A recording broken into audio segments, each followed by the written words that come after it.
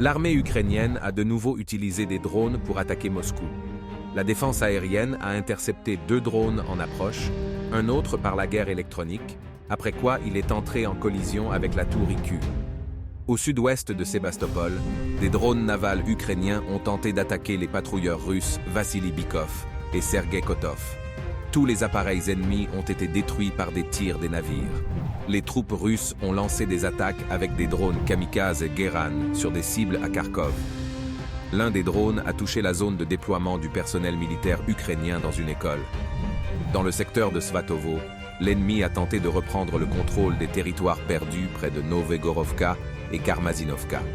Les troupes russes ont découvert l'approche des troupes ukrainiennes et les ont repoussées à l'artillerie. Près de Bakhmut, les troupes russes continuent de repousser les attaques de petits groupes ennemis sur Kleshchevka. Dans le même temps, des tirs constants d'artillerie sont menés sur les positions ukrainiennes, sur les hauteurs tactiques qu'elles occupent au nord-ouest du village. Les troupes ukrainiennes continuent de bombarder les villes de l'agglomération de Donetsk, se trouvant en première ligne. Des bâtiments résidentiels et des infrastructures ont été endommagés.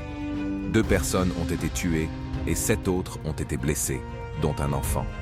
Dans le secteur de Vremievski, les troupes russes continuent de combattre aux abords de Staromayorsky.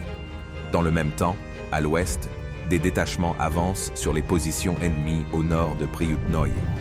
Dans le secteur d'Orekov, un petit groupe ukrainien, avec l'appui de véhicules blindés, a tenté d'avancer vers Rabotino.